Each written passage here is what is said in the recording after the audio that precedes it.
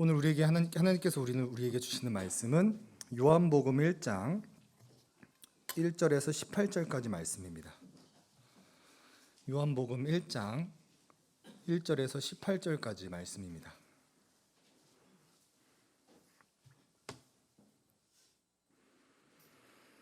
요한복음 1장 1절에서 18절까지 말씀 함께 교독하시겠습니다. 태초에 말씀이 계시니라. 이 말씀이 하나님과 함께 계셨으니 이 말씀은 곧 하나님이시라. 만물이 그로 말미암아 지은 바 되었으니 지은 것이 하나도 그가 없이는 된 것이 없느니라. 빛이 어둠에 비치되 어둠이 깨닫지 못하더라.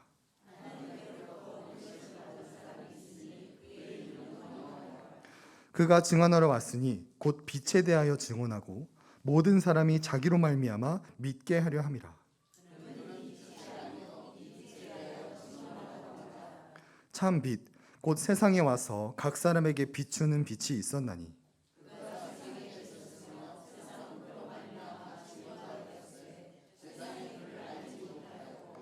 자기 땅에 오매 자기 백성이 영접하지 아니하였으나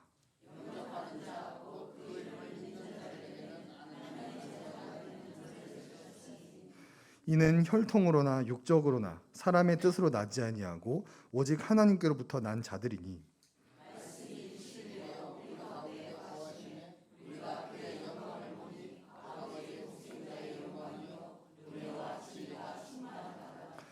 요한이 그에게 대하여 증언하여 외쳐 이르되 내가 전에 말하기를 내 뒤에 오시는 이가 나보다 앞선 것은 나보다 먼저 계심이라 한 것이 이 사람을 가리킴이라 하니라.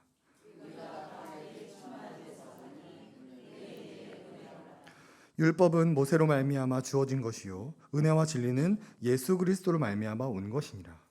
본래 하나님을 본 사람이 없으되 아버지 품속에 있는 독생하신 하나님이 나타내셨느니라. 아멘. 2024년에는 복음을 받은 자에서 복음을 전하는 자로 훈련되고자 합니다. 우리가 전해야 될 복음이란 무엇일까요? 우리 함께 읽어보겠습니다. 시작. 삼위 하나님께서 우리를 위해 하신 일. 복음이라는 것은 삼위 하나님께서 우리를 위해 하신 일을 말합니다. 그리고 이 복음에도 여러 종류가 있는데요. 나와 하나님께서 동행해 주신 것도 복음이고 내 삶에 발생한 문제를 해결해 주신 것도 복음이고 나에게 새 힘과 지혜를 주신 것도 복음입니다. 그런데 우리가 집중해서 전해야 하는 복음은 하나님께서 영원한 생명을 주시는 분이다라는 복음을 우리가 전할 수 있어야 합니다. 오늘날 이 영생의 복음을 전하는 교회가 많지 않았기 때문에 하나님은 우리의 소망교회를 또 세워주셨고 더 많은 영혼들에게 이 영생의 복음을 전파할 수 있도록 이 4층 예배당까지 허락해 주셨습니다. 그리고 지금까지는 이 사역을 교역자들이 담당해 왔다면 앞으로는 우리 성도님들께서 이 사역을 직접 담당하셔야 합니다. 2024년 1월 3일 이 기독교 신문에 이런 내용이 있었습니다. 최근 한국교회를 대표하는 한 대형교회가 교육 전도사를 구하지 못했다는 소식이 알려져 교계를 놀라게 했다. 최근 교회마다 부교육자를 구하는 청빙 공고를 해도 지원하는 숫자가 크게 줄었다는 목소리가 높다. 작은 교회의 경우에는 원서가 한 통도 들어오지 않은 경우가 많다고 한다. 지방교회의 경우 몇 년째 부교육자를 구하지 못해 담임 목사 홀로 목회하는 교회도 적지 않다. 최근 들어서는 지방뿐 아니라 서울과 대도시에서도 부교육자를 구하는데 어려움을 겪고 있는 형편이다. 앞으로는 내가 직접 복음을 전해야 됩니다. 우리가 전했던 그 복음을 대신해 줄 교육자는 앞으로 기대하기가 어려운 시대가 되어버렸습니다. 앞으로는 내가 직접 복음을 전하지 않으면 나의 가족, 나의 구역 식구들, 이 염창동 땅에 있는 사람들은 영생을 얻을 수가 없습니다. 지금 4주째 같은 말씀을 드리고 있습니다. 우리가 마주하게 될 상황은 교역자 없이 성도님들이 복음을 전해야 되는 시대가 이미 도래하였습니다. 그래서 이 위기 상황을 우리가 함께 알고 2024년에 한 해 동안 복음을 전하는 자로 올바르게 성장하는 우리가 되었으면 좋겠습니다. 그래서 오늘 이 시간에는 내가 믿는 예수님은 어떤 분이신가에 대해서 올바르게 알고 이 생명에 이르는 복음을 전하는 방법에 대해서 살펴보도록 하겠습니다. 자, 첫 번째로 우리가 믿는 예수님은 어떤 분이십니까? 읽어보겠습니다. 우리가 믿는 예수님은 참 하나님이요 참 사람입니다. 우리가 예수님을 무궁무진한 방법으로 소개할 수 있습니다. 죄에서 구원할 자, 기름 부음 받은 자, 하나님의 아들, 중보자, 친구 되어주시고 좋으시고 죽은 자를 살리시고 무리를 걸으시고 5천 명을 먹이시는 등등 우리가 예수님을 소개할 수 있는 방법은 무궁무진합니다. 그런데 그 중에서 가장 중요하게 전해야 될 예수님에 대한 것이 바로 예수님께서 참 하나님이시며 참 사람이시다라는 복음입니다. 칼빈의 기독교 강요를 보시면 사도 요한의 유일한 목적은 바로 두 본성이 하나의 위격을 이루었음을 밝히고자 한 것이다 라고 말합니다. 사도 요한이 요한복음을 기록한 목적은 예수님 안에 신성과 인성이 존재한다는 것을 우리에게 밝히 보여주기 위해 요한복음을 기록했다라는 것이죠. 그래서 본문 1, 2절에 이렇게 말합니다. 태초에 말씀이 계시니라. 이 말씀이 하나님과 함께 계셨으니 이 말씀은 곧 하나님이시라. 그가 태초에 하나님과 함께 계셨고. 사도 요한은 말씀을 의인화하면서 말씀이 태초에 계셨고 이 말씀이 곧 하나님이시다. 이것은 예수님의 선제성과 영원성을 나타내는 것으로 예수님은 마리아로부터 태어나기 전에 땅과 하늘이 지어지기 전부터 존재하신 하나님과 동등된 분이다라는 것을 가장 먼저 증거해 줍니다. 또한 3절에 만물이 그로 말미암아 지은 바 되었으니 지은 것이 하나도 그가 없이는 된 것이 없느니라. 역시 예수님께서 창조 사역에도 동참하셨다라는 표현을 통해 영원 전부터 하나님이 존재하신 신성을 가진 분이다라고 소개해 주죠. 그래서 미가서에는 이렇게 말을 합니다. 베들레헴 에브라야다야 너는 유다 족속 중에 작을지라도 이스라엘을 다스릴 자가 내게서 내게로 나올 것이라. 그의 근본은 상고에 영원에 있느니라. 여기서 상고는 아주 먼 옛날을 말하는 것으로 예수님은 아주 먼 옛날 영원 전부터 존재하셨다는 것을 성경 곳곳에서 우리에게 밝히 보여줍니다. 그래서 신약에 와서는 예수님께서 많은 이적과 표적을 행하시면서 예수님 안에 신성이 있음을 보여주셨죠. 물을 포도주로 만든 것도 예수님께서 신성을 갖고 있다라는 것의 증거이고 무리를 걷고 나병을 고치고 죽은 사람을 소생시키는 이런 모든 기적들이 예수님께서 하나님의 아들이시고 예수님 안에 신성이 있다라는 것을 보여주기 위한 증거였습니다. 오늘날 이런 것들을 잘못 해석하여서 우리도 기적을 행한다는 신사도 운동이라든지 병고침만을 바라는 이런 잘못된 치유 집회들이 많은데 기적에 보여주신 근본적인 이유는 예수님께서 신성을 가지고 계시다라는 것을 보여줍니다. 그리고 사도 요한은 예수님께서 인성 또한 가지고 계시다라는 것을 보여줍니다. 우리 본문 14절 말씀 함께 읽어보겠습니다. 시작. 말씀이 육신이 되어 우리 가운데 거하심에 우리가 그의 영광을 보니 아버지의 독생자의 영광이요 은혜와 진리가 충만하더라. 아멘. 영원 전부터 계셨던 말씀이 육신이 되어 이 땅에 오셨다. 예수님께서 인성 또한 가지고 계신 분이다라는 것을 말해줍니다. 그래서 성경 곳곳에 피곤하여 주무시고 목이 말라 하시고 금식할 때 배고파 하시고 나사로의 죽음을 슬퍼하시며 타락한 예루살렘을 보면서 분노하는 모습들을 통해 예수님은 우리와 같은 인간이셨다라는 것을 증거해 줍니다. 즉 우리가 믿는 예수님은 참 하나님이시요 참 인간이시다라는 것입니다. 이것을 교리적으로 두 본성을 가지고 있다고 해서 양성교리라고 합니다. 어떤 교리라고요? 양성교리. 자, 그렇다면 이 양성교리가 왜 중요할까요? 이 양성교리가 중요한 이유는 참 하나님이시고 참 사람이신 예수님 안에만 영원한 생명이 있기 때문입니다. 우리 4절 말씀 함께 읽어보겠습니다. 시작. 그 안에 생명이 있었으니 이 생명은 사람들의 빛이라. 아멘. 양성교리가 왜 중요합니까?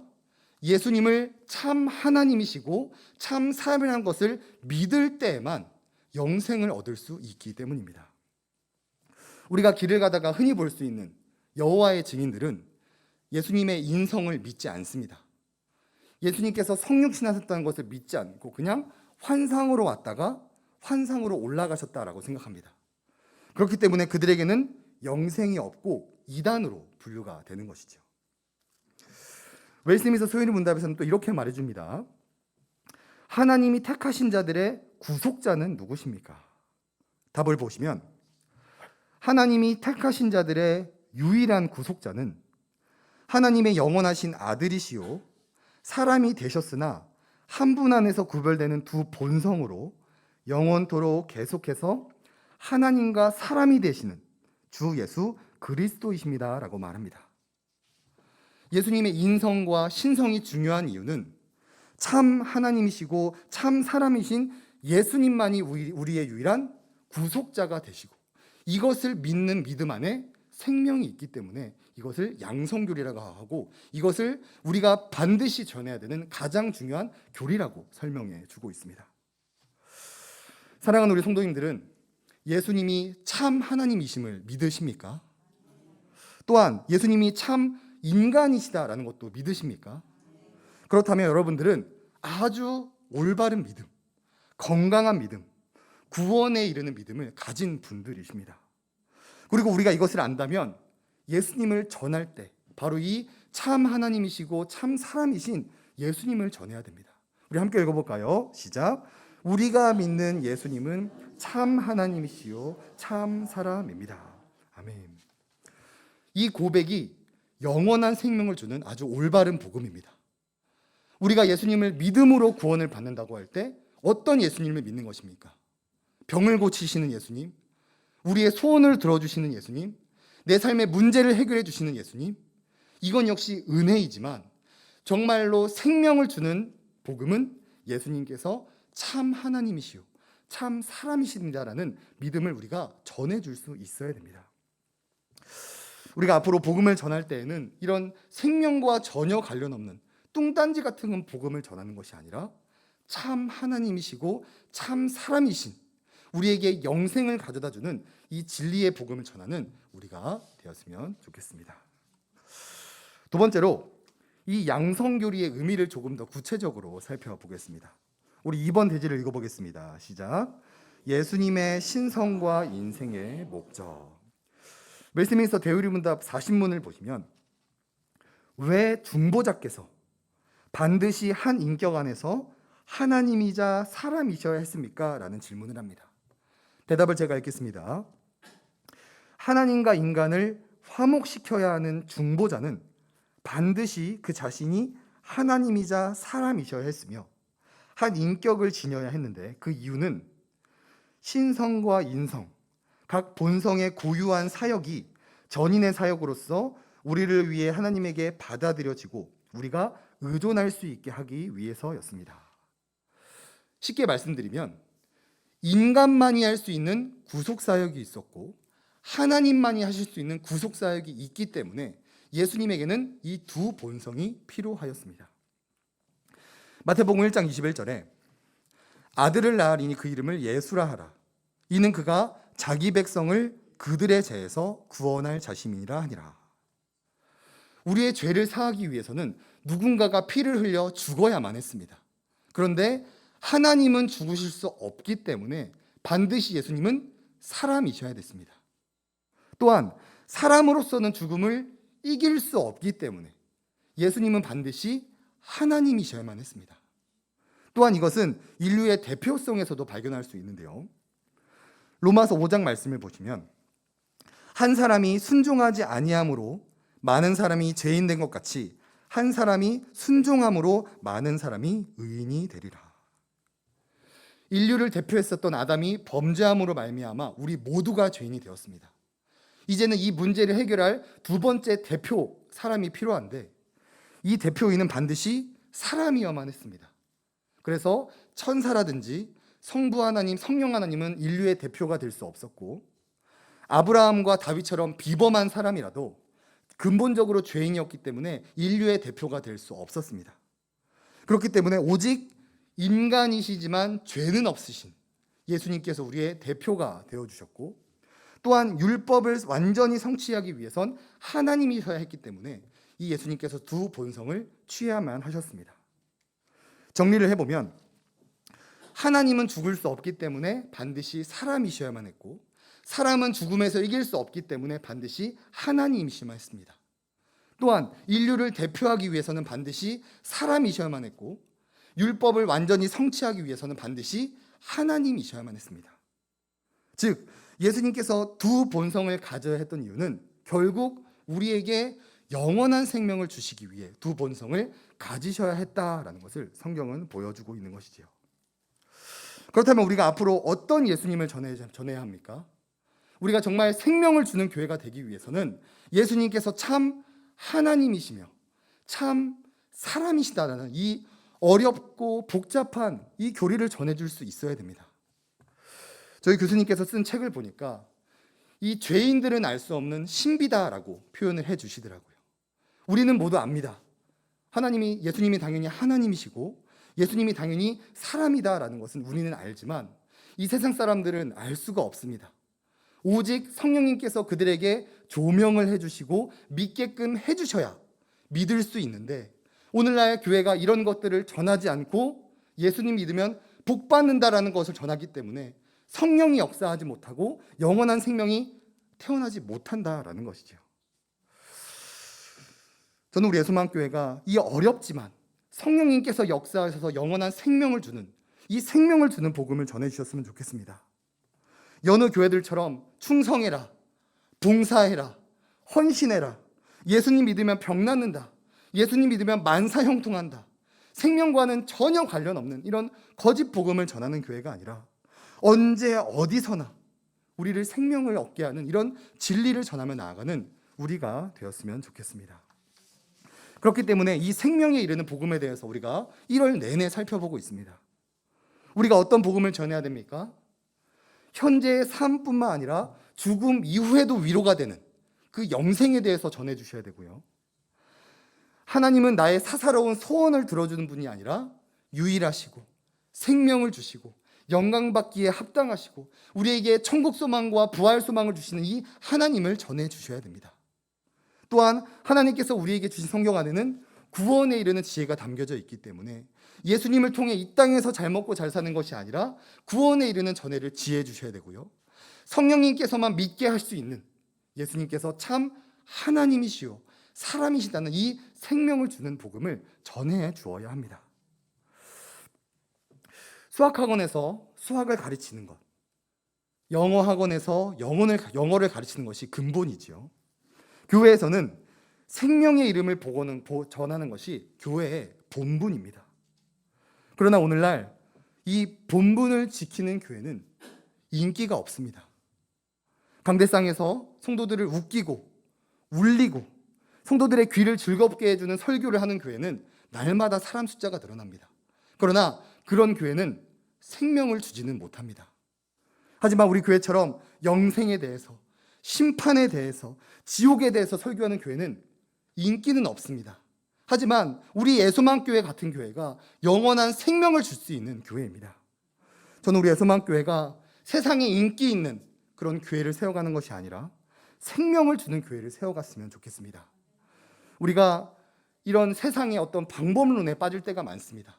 이 복음의 능력을 의지하지 못하고 어느 교회에서 이걸 했더니 효과가 좋더라, 사람 숫자를 늘리기 위해 아둥바둥하는 것이 아니라 한 영혼에게 영생을 주는 더디지만 느리지만 올바른 길로 향하는 우리의 소망교회가 되었으면 좋겠습니다. 우리 5절 말씀 한번 다시 읽어보겠습니다. 시작. 빛이 어둠에 빛이 돼 어둠이 깨닫지 못하더라. 여기서 깨닫다라는 말은 원어로 이기다라는 의미를 가지고 있습니다. 어둠이 깨닫지 못했다는 것은 어둠이 이기지 못했다라는 것입니다. 이런 인기 없는 교리 설교, 지옥 설교, 영생에 대한 설교, 인기가 없지만 결국 세상 끝날 우리 예수만교회가 어둠을 이기고 승리하게 된다는 것입니다. 아무리 기도하고 아무리 노력해도 구원받을 수 없던 우리가 하나님의 은혜를 받고 영생을 누리며 이 땅을 살아가게 되는 것이 이 세상 끝날 우리 교회가 승리하게 된다는 것을 오늘 본문은 보여주고 있습니다. 우리 예수만교회가 지금까지 그래 왔듯이 언제 어디서나 정말로 교역자가 없는 시대가 되어서 우리 성도님들이 직접 복음을 전해야 되는 때가 오더라도 절대로 세상 방법, 어떤 방법으로 의지하는 것이 아니라 이 생명에 이르는 이 진리를 전해주심으로 말미암아 많은 영혼들을 구원해내는 그런 교회가 될 수 있도록 이 시간 함께 기도하며 나아갔으면 좋겠습니다.